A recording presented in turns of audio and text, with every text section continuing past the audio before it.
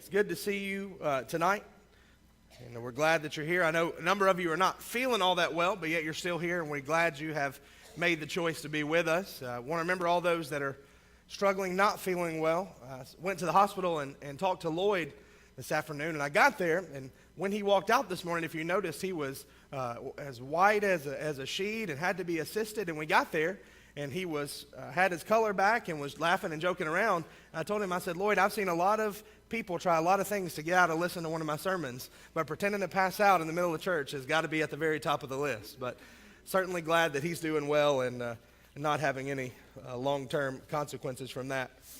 Go ahead and turn your Bibles, if you would, to Ephesians 5.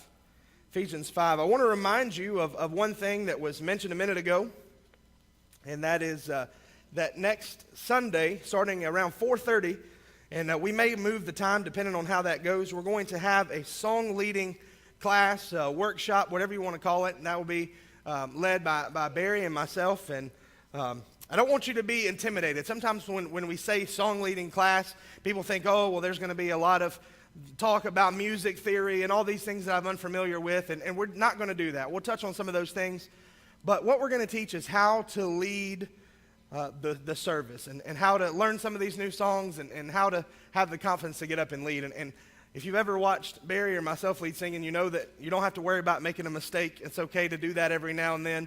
And we're going to work on how to develop the leadership skills to be able to lead singing. So come and be a part of that, and that's starting at 4:30. We'll do that right here in the front of the auditorium on Sunday afternoons for the next few weeks. So do encourage you to come and be a part of that. Ephesians chapter 5, starting in verse 8. This is our passage of Scripture that we're going to lean on this year as we talk about the idea of shining. For you were once darkness, but now you are light in the Lord. Walk as children of light.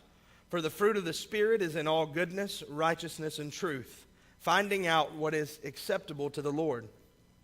And have no fellowship with the unfruitful works of darkness, but rather expose them, for it is shameful even to speak of those things which are done by them in secret. But all things that are exposed are made manifest by the light.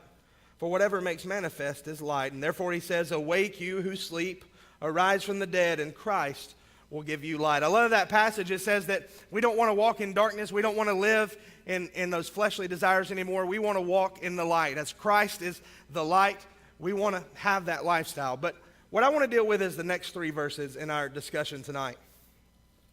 Verse 15. See then that you walk circumspectly, carefully, some of your versions will say.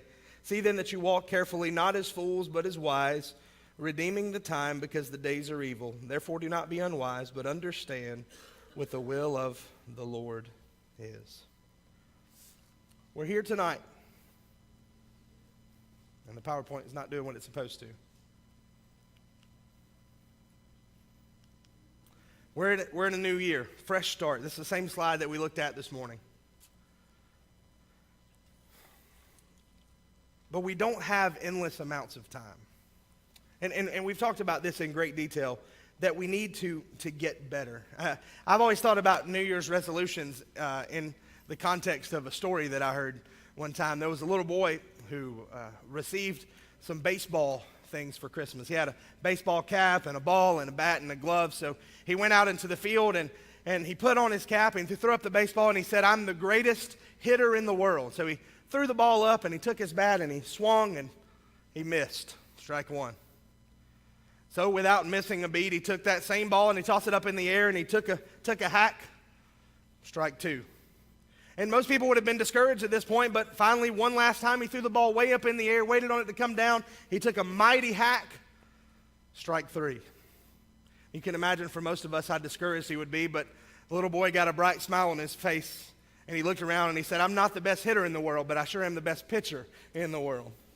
I think that's the attitude that we have to have when it comes to New Year's resolutions, right? Because the majority of us, and statistics will show this, fail miserably in the things that we resolve to do.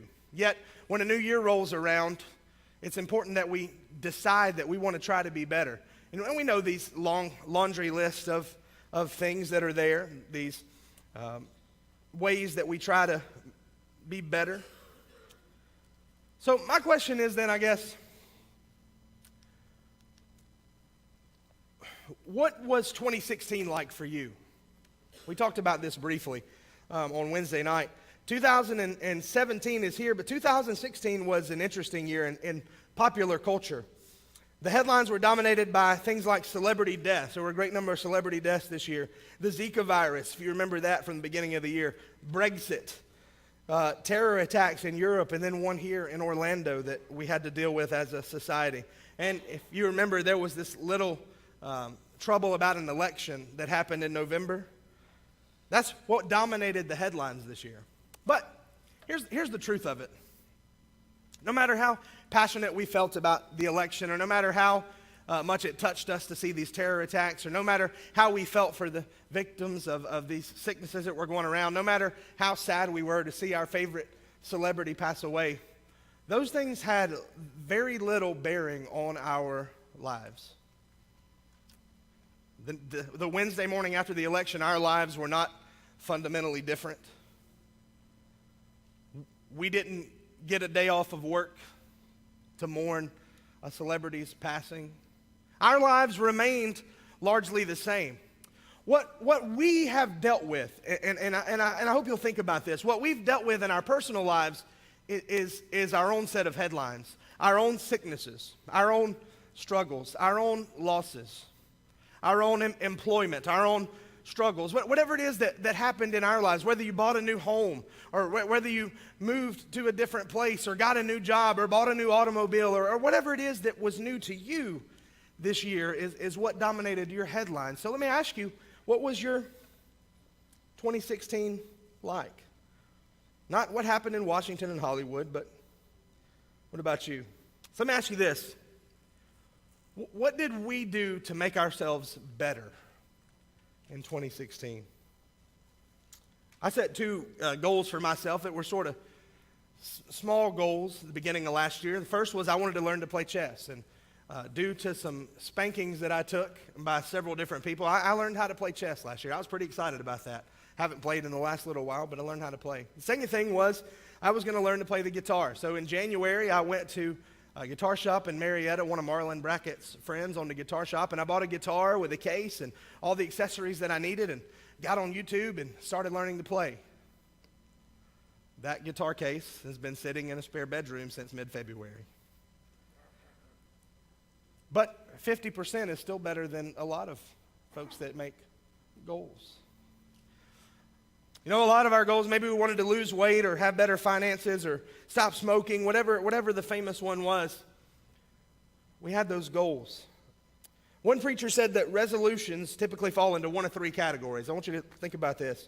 Longevity, that we want to do things that will make us live longer and be healthier, whether it's eating right or leaving something behind or exercising more. It's about longevity. The second is prosperity. Longevity and prosperity. We want to be better with our finances or get out of debt or pay off some bills. And the third category is peace. Many people want to fix a broken relationship or mend a fence or rebuild a bridge that was burnt down.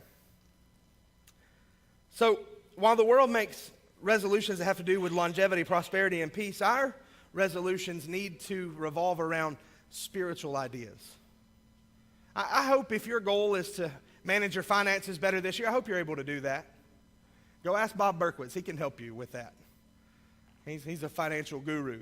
Or go and buy one of those Dave Ramsey books that tells you about managing your finances better and do that. I hope you achieve that.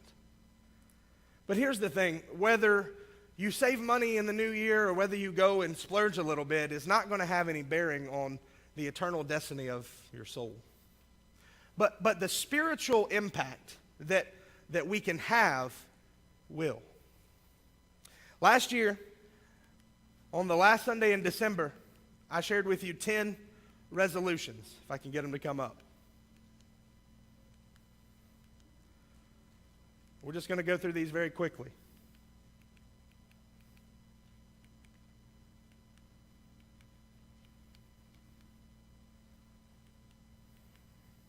Number 1, change attendance habits. Number 2, read. Come up with a Bible reading plan. Number 3, participate in home devotionals. Number 4, carve out specific times to pray. Number 5, find a work area. 6, invite one person to church every week. 7, be positive. Don't let discouragement win. Number 8, speak like a Christian, avoiding gossip and foul language. Number 9, be generous with time, money, and resources. Number 10, stay engaged with the activities of the church. These were the things that we talked about. And I remember this lesson very well because people were excited about it. People came up to me after and said, hey, I missed number 8 or I missed number 7. What were these goals? And there were people that were fired up. But without raising your hands, number 1, how many people even remember that discussion we had? And number 2, how many of us actually applied these goals? How many of us chose 1 or 2 or 5 or even all these goals and said, I want to do that. I want to set that as my personal goal. And how many of us followed through with that? Or how many were like me and my guitar and we participated for about a month or month and a half and then we set it aside somewhere else? Here's the thing. We set goals, but I think sometimes we fail to make the goals realistic. This year we have 52 weeks, 365 days, 8,760 hours, 525,600 minutes, 31,536,000 seconds to make changes in our lives. Are we going to do it? Or are we going to continue to do the same thing that we've done day after day and week after week and year after year and then lament the fact that we've never made any growth or changes or improvement? And this is not a lesson to beat up on us or say, oh, we're just sorry and lazy, but it is a reminder that we need to always be working towards something. I love this graphic, and this is something that's discussed in a lot of leadership courses, and it's this acrostic SMART. When we're talking about developing goals, think about these things in your mind. You might want to jot this down.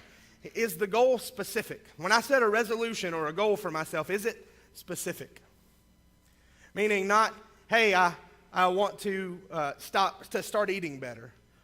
Instead, we should say something like, hey, I want to stop eating so much sugar. I want to stop drinking sodas. It needs to be a very specific goal that we have. Secondly, it needs to be measurable. What I mean by that is when we make those generic goals, we don't really have any way of measuring whether we're able to achieve those or not.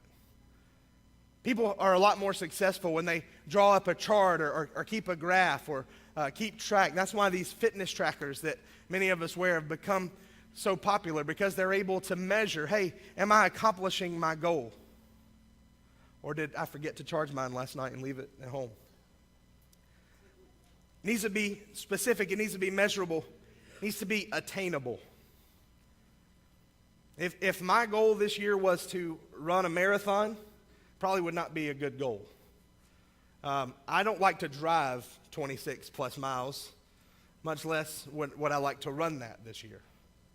But if I made a realistic goal that in a fitness journey I wanted to run a 5K, maybe that's something that is attainable. So our goals need to be something that we can actually do. The R in this particular instance says relevant.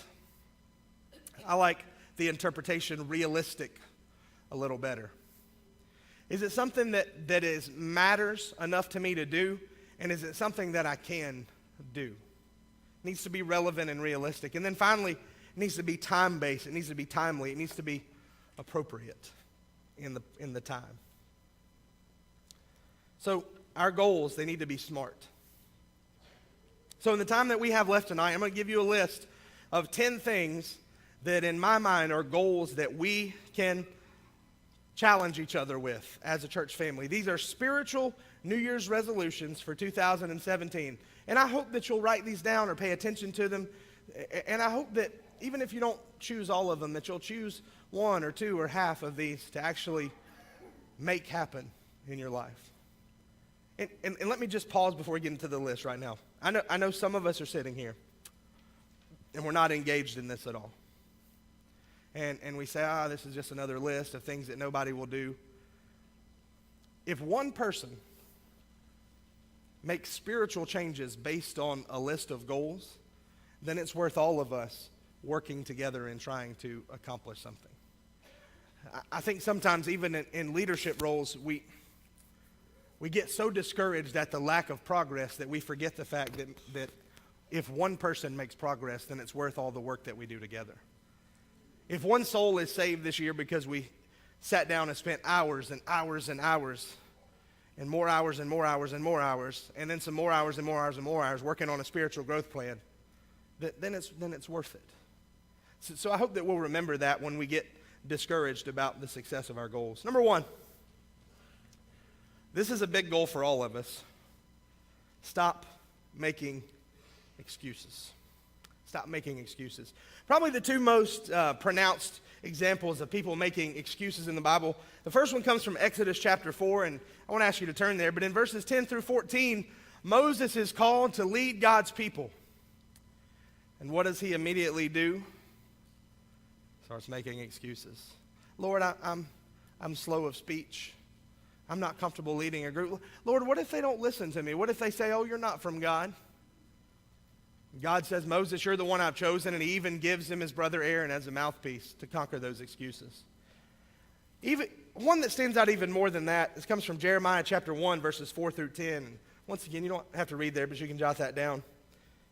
God tells Jeremiah, since before you were born, when you were in the womb, I consecrated and chose you to be my prophet. But listen, before he was ever born, God chose Jeremiah for a certain role, yet Jeremiah says, I don't know if I can do it. Before we can ever accomplish anything in the name of the Lord, we have to stop making excuses for why we can't do things. So that's the first thing, is we need to just stop making excuses. To me, excuses, and this is a little bit gross, but excuses remind me of vomiting. I think sometimes when somebody asks us to do something, in the way that you feel when you're about to throw up, you can feel the excuses coming up. Push those things back down. We don't need to make excuses. Number one, a big goal for all of us, stop making excuses. Number two, this is one we always need to work on, be faithful in attendance. Now, when I talk about attendance, inevitably, at least one person gets upset with me because they think that I'm talking about them. I'm not talking about anybody tonight. I'm just worried that as Christians, we don't understand the seriousness of being a part of the assemblies of God's people. On a Wednesday night, if we've gone to work on Wednesday, no matter how tired we are, we're well enough to assemble with God's people that evening. On a Sunday afternoon, if we're well enough to get up and go out and get dressed and eat lunch, we were well enough to assemble with God's people that morning. And if we can go to the grocery store or go out to eat that evening, we're certainly capable of being together in the worship service at 6 o'clock. Now, I know that I'm, quote unquote, preaching to the choir here because you're the ones that are here at 6 o'clock on Sunday night, but we need to remember that, and we need to remind others about it as well. We need to lovingly hold people accountable and remind them that this is where we need to be. There'll be a great number of our congregation this morning who will come to church next week and say, why is everybody wearing those goofy blue wristbands? What do those have to do with? Because they'll have no idea what happened today. They will have not seen our growth plan to know what the elders and preachers have put together for the direction of the church in this year. And we're going to have these involvement forms that we passed out this morning.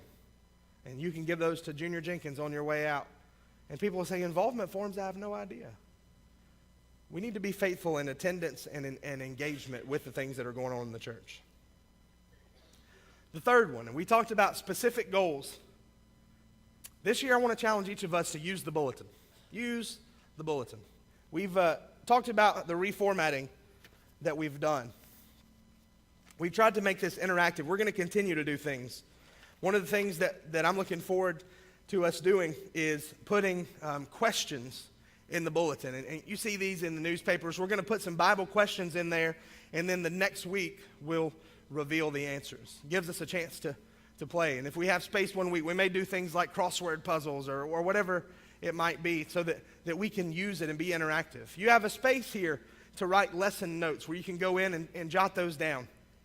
When you go home this evening, Take a manila folder and mark it 2017 bulletins. And every week when you get home, take this and put it in your filing cabinet. So if you want to remember, what did we talk about January 1st, 2017? Or what did that say about so-and-so that was in the sick list? Or when did we sing that song? You have it at your disposal. Take advantage of that resource. Take advantage of other resources that we have. Our website is top-notch in the way that it's managed. If you were to go right now, the 2017 growth plan is up and ready to view for anybody that wants to look at it. Our bulletin is online if you want to go through and find something. We have biographies of all the preachers and elders and their pictures. We have the pictures of the deacons up so you can see who, if I'm looking for this guy and he's in charge, let me see what he looks like. You can go and do that. We have a library database where you can go in and search and say, all right, what book am I looking for? Does our church library have it? You can go into the directory section. If you're looking for a phone number or an address to get in touch with somebody, instead of calling somebody to ask for it, you can look and find it right there on your own. And not only that, but it's mobile friendly, so you can pull your phone out of your back pocket and instantly find any information you need to find out about the church. It's an unused resource.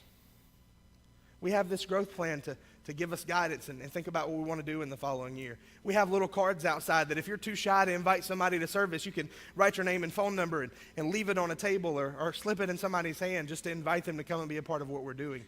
We need to use the resources that are there at our disposal. Fourthly, participate in visitation. Participate in visitation. This has been a personal goal of mine. Visiting is not the most exciting thing in the world because you have to worry, well, if I show up at somebody's house, are they going to be mad that I showed up? You can fix that, remedy that by calling and asking first. But if I call somebody and I say, can I come over, are they going to be comfortable with that? Or if somebody's not been attending services and I go over there, are they going to think that I'm judging them or mad at them or somehow condemning them? What visitation shows people is that we love them and care about them. And it's how we really get to know people. So take one day a week or one evening a week or a couple of hours and go and visit somebody. Somebody that's sick, go and ask them how they're doing. Take them a hamburger or some fried chicken or whatever it is you want to take and get to spend some time with them. When somebody's in the hospital, if they want visitors, go and say hello. Somebody hasn't attended services and you have a relationship with them, go say, hey, we've been missing you. What's going on? Let's talk about why we're struggling. And we need to participate in visitation. That's how the work gets done. We have care teams, 3 and adding a 4th one this year, whose purpose is setting up visits. Yet I wonder how many of us look down at that card and say, I know that they want me to visit this person, but I'll just put a card and stick it in the mail. Or how many of us just set the card to the side and never do anything with it? Participate in visitation as we're intended to do. Number 5. Do something that makes you uncomfortable. I'm going to pick on James Barr for a minute, which is going to make him uncomfortable. James has probably in his soul no desire to stand up and talk to a group of people.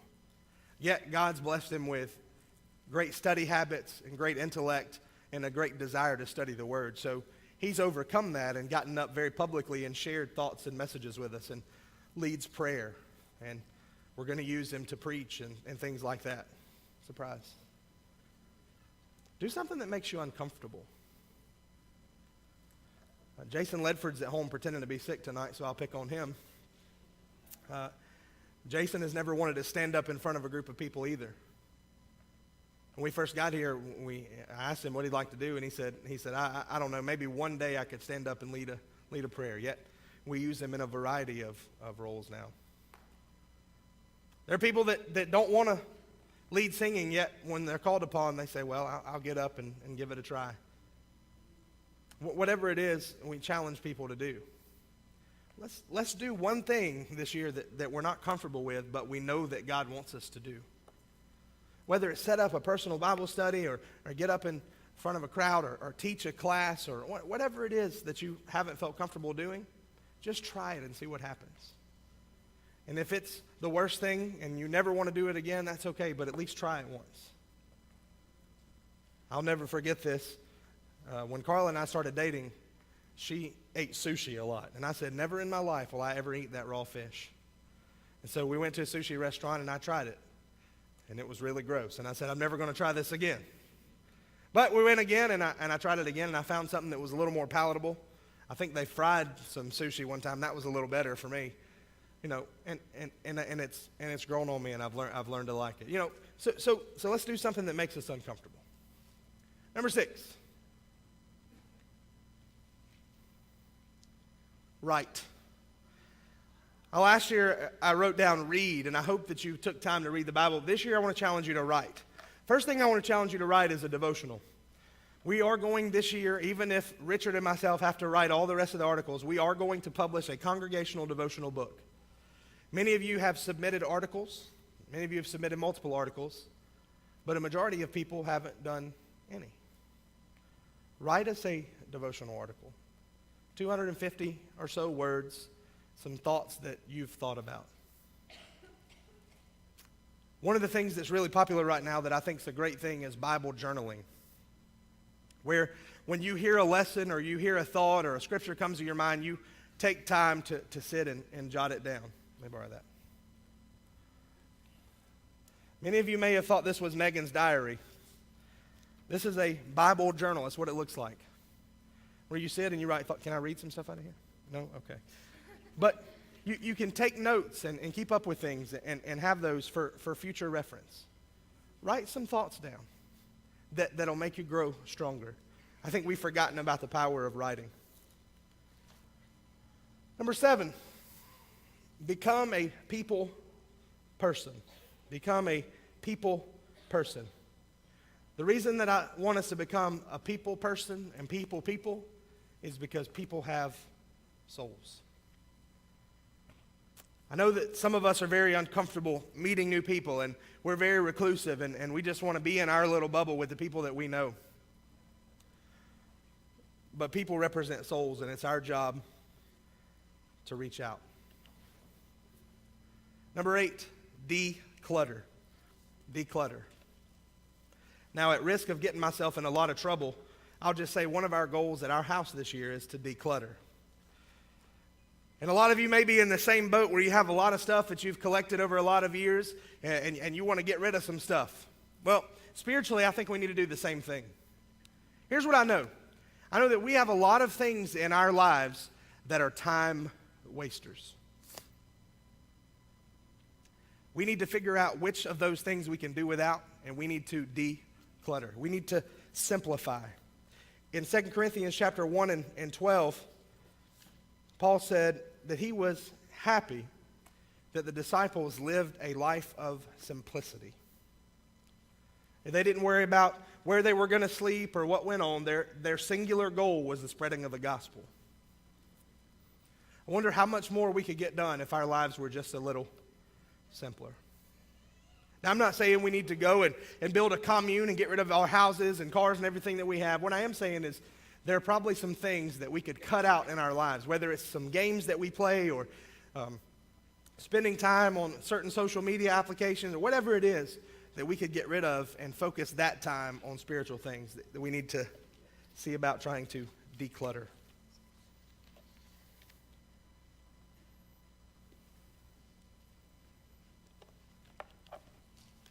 Number 9, find a mentor and be a mentor. Our young people that are here, raise your hand if you know who your mentor is this year. Okay, for our young people, we have mentors. Older folks, how many of you are a mentor to one of these younger folks?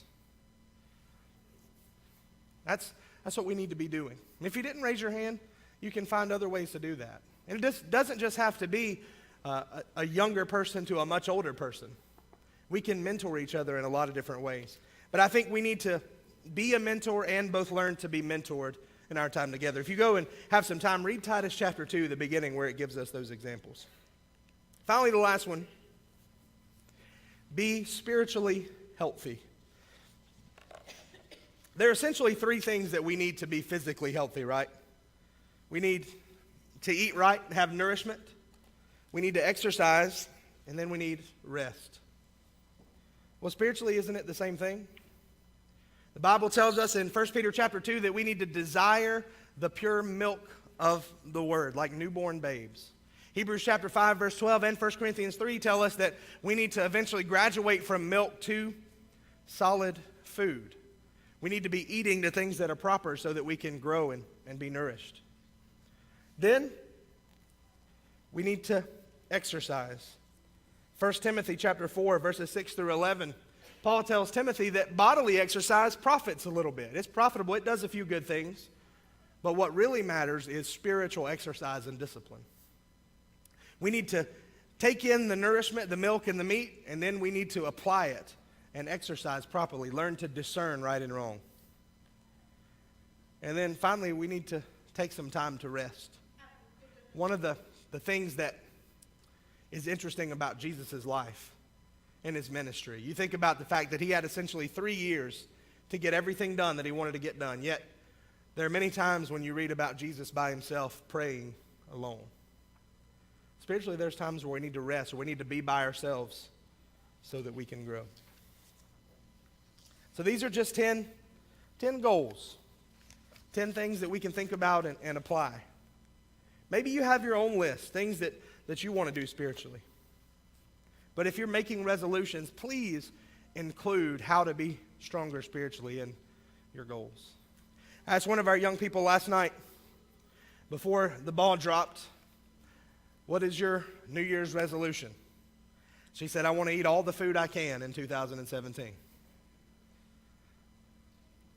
You know, maybe that's your goal. I've accomplished that goal a few years. But think about how to grow. And here's the essential part. Do we want to grow? Do we want to be better? Or are we content just being the same as we've always been? If you want to make changes, this is an opportunity to do that tonight. We offer an invitation at the end of every single service. And the question is, what do you need to change? If you're not a Christian, you can become one tonight. We'll take the confession that you believe Jesus is God's Son. You can be baptized for the forgiveness of your sins tonight. And if you are a Christian and there's some changes that you want to make before the clock rolls around to January the 2nd, you can take the time to do so. We're here, and we're here to help you in any way that you need as we stand and as we sing.